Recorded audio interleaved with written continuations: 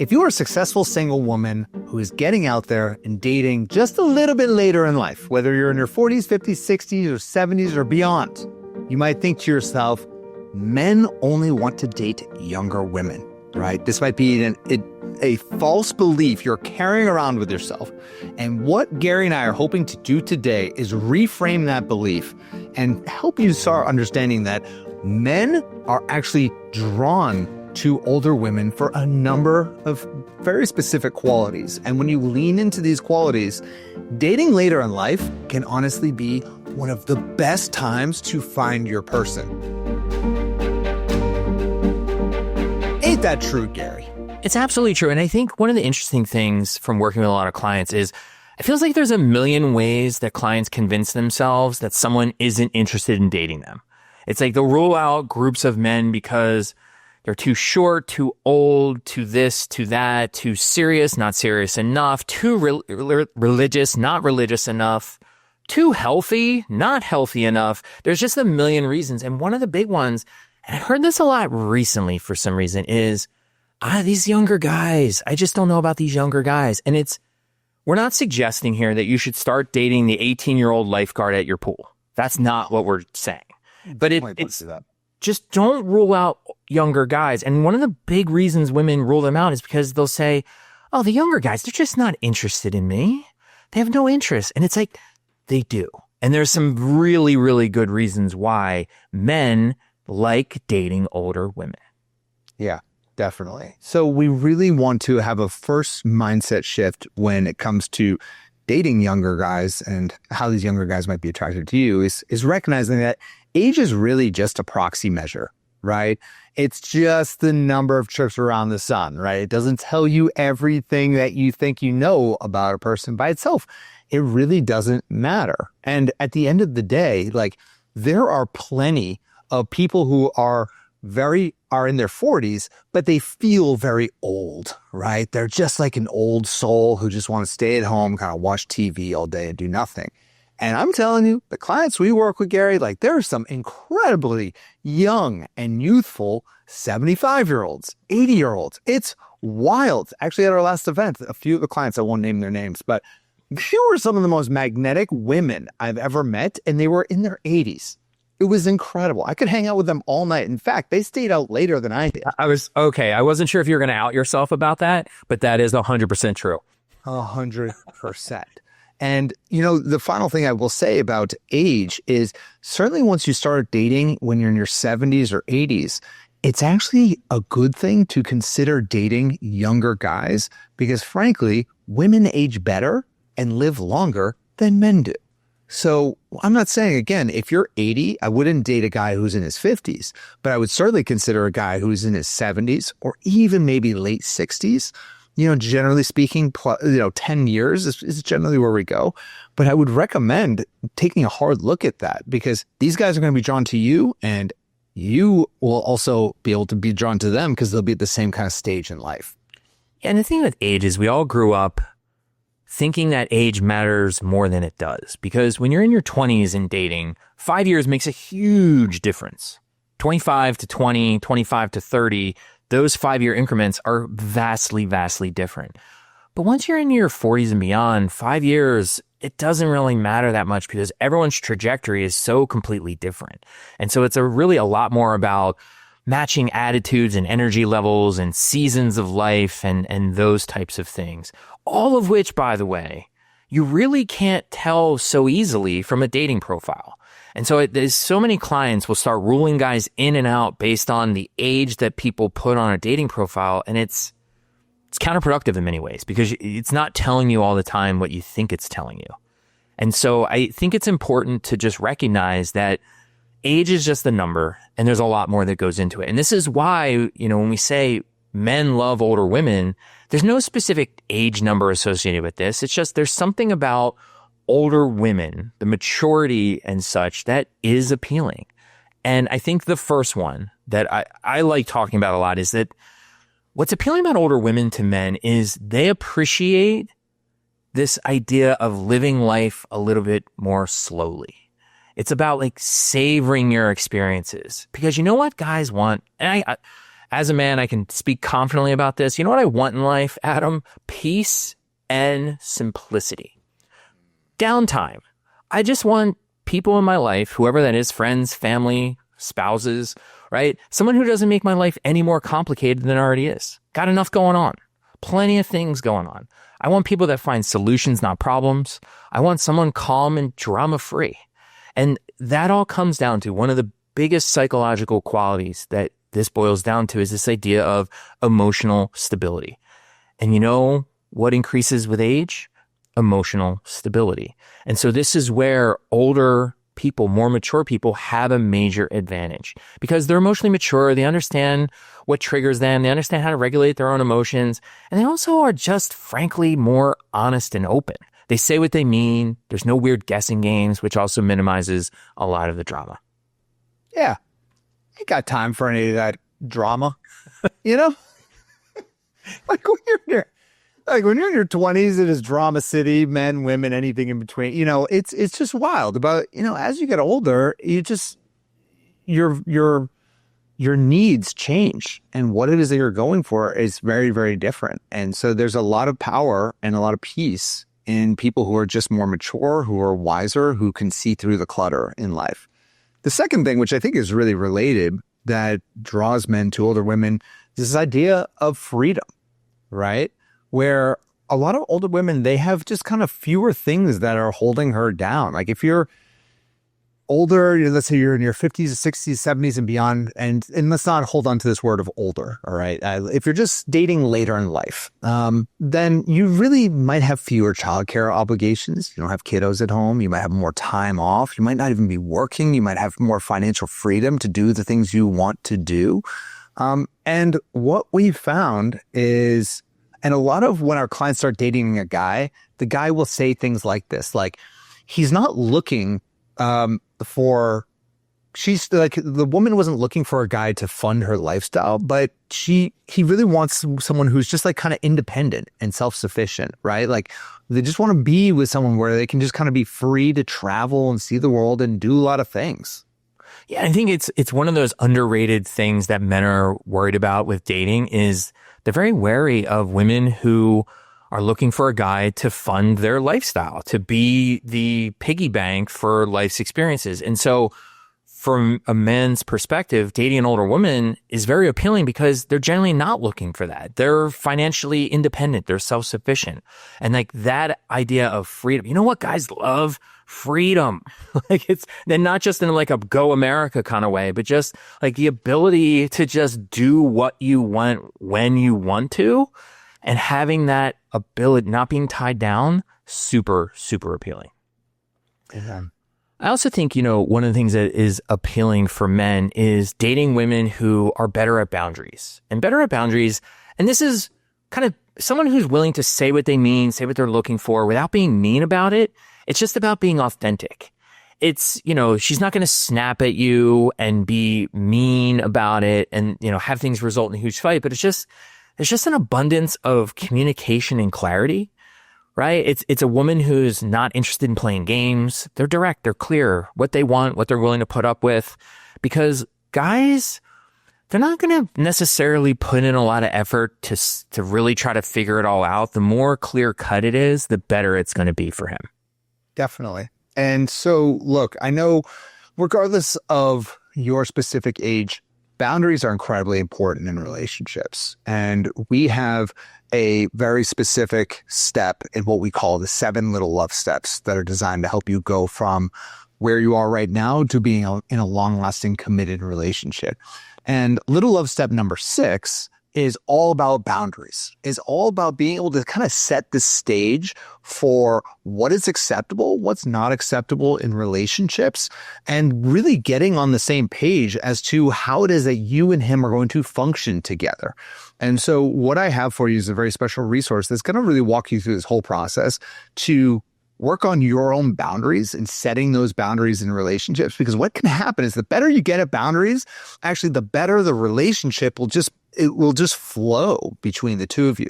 So I would recommend heading on over to lovestrategies.com. We have a step-by-step training that's going to walk you through this process. We call it the 7 little love steps. It's going to help you out a lot because I'm telling you, Gary, we've seen it with clients. Once they learn how to lean into the boundaries and be able to have just a little more clarity in the relationship, everything just starts to click. Yeah, and it's like one of those things, boundaries, it's people are often reluctant to implement them because I think it's two things. I think they don't necessarily know how. They don't have the words and the terms and just kind of like the phrasing to do it in a warm way. And they think it makes them less appealing. But what we see repeatedly is the better you are at boundaries, it makes you more appealing because it's about clarity, and we like clarity. It just makes it easier for men to move forward confidently when they know kind of what the deal is, right? I think the other thing that really helps men and that men really find appealing is when a woman's more emotionally mature, she makes it safe for guys to be vulnerable. And I think everybody's walking around with all this pressure to feel and seem really put together. Everything's perfect. Everything's great. Everything's amazing. I feel amazing all the time. Nothing's wrong, ever. Any problems? I don't have problems. I can deal with anything. And so what's nice about being with someone who's more emotionally mature is that they're willing to share their regrets. They talk about their missed chances. They talk about their difficulties, their awkward moments, the things that are hard for them in life. And what you're doing in those situations by you being willing to talk about those things is you're creating something very important for the both of you, which is emotional safety. You're basically giving your guy permission to let his guard down, to be a little vulnerable, to be real. And you create this virtuous cycle where you open up and are vulnerable. You're good at being that way. He feels safe doing that. That makes you feel even more safe doing that. And it back and forth it goes. And wow, that's just not something you get with someone who's much younger and not emotionally mature.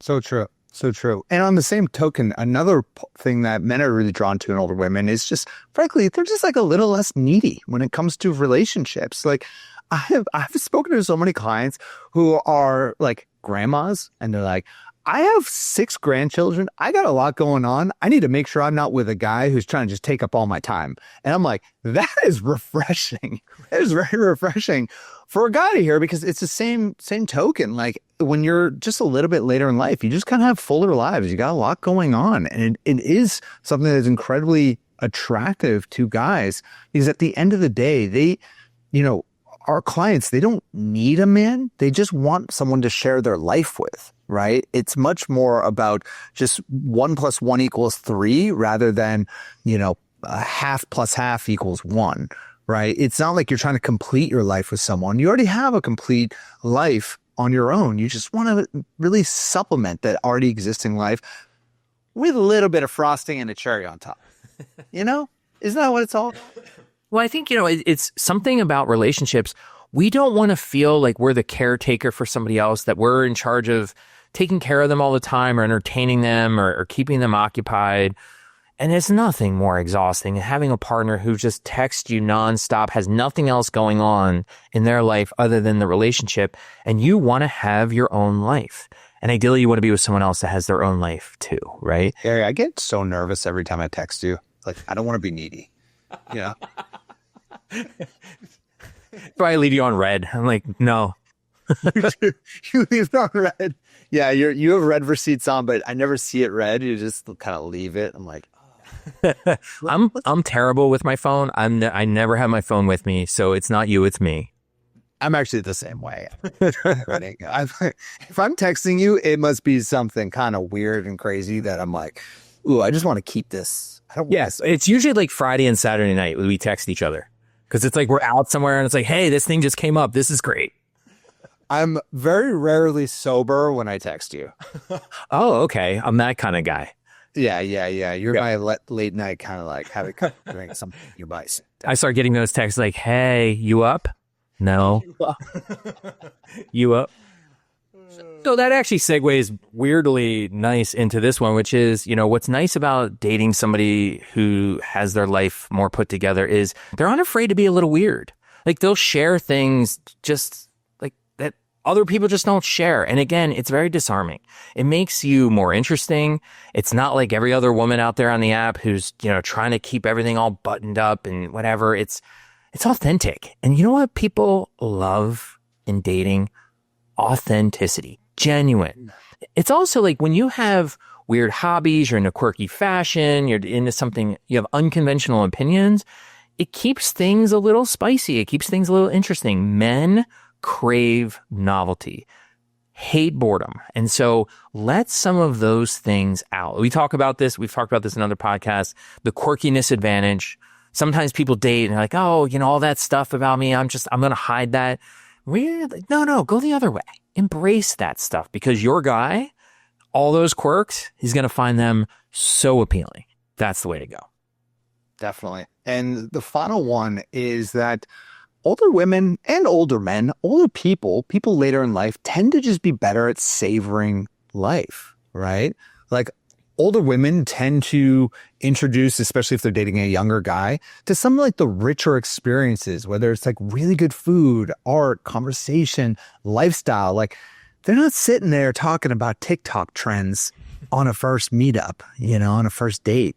Like, because it's just not going to be appealing to an older woman. It's not going to be there. And that's a wonderful thing. Like a lot of people later in life, they tend to cut out the clutter again. They'll even like, they want to just savor every single moment and savor those moments where it's like, just be more thoughtful, more attentive. I don't know, Gary, there's something really special there.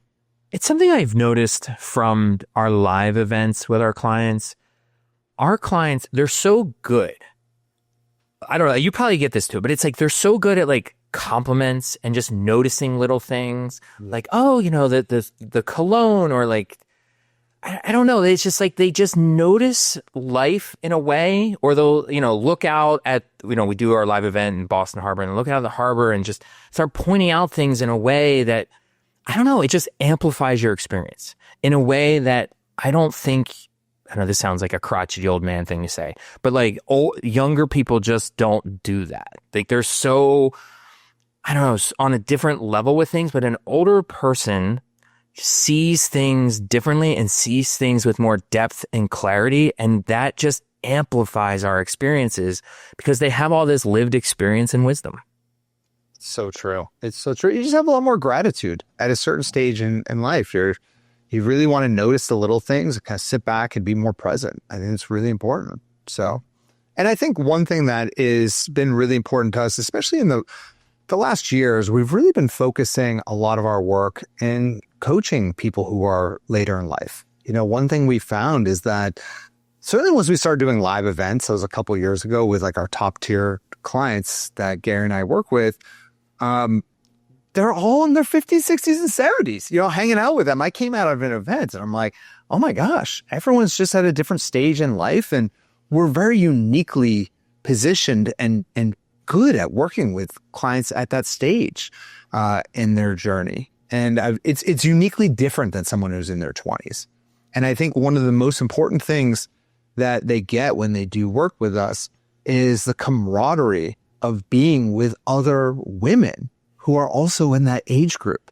Because there's nothing worse than feeling alone on your journey when you're dating in your 50s, 60s, and 70s. Everyone else is married. Everyone else is kind of trying to figure they're on their own. And you're trying to figure this out all alone. And that's one thing that we really, really promote. And we'd love to be able to work with you and connect with you. If this is something you want to explore, working with us, being a part of that kind of, what do we call it? The little love sisters. Little love sisters. Yeah, little love sisterhood. Yeah.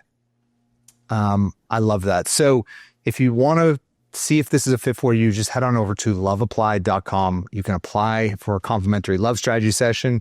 We are, it's a pretty exclusive program. We want to work with very specific type of women, most importantly, women who are at a stage where they want to grow. They have a growth mindset and they're excited and ready to actually put themselves out there with the right type of strategies.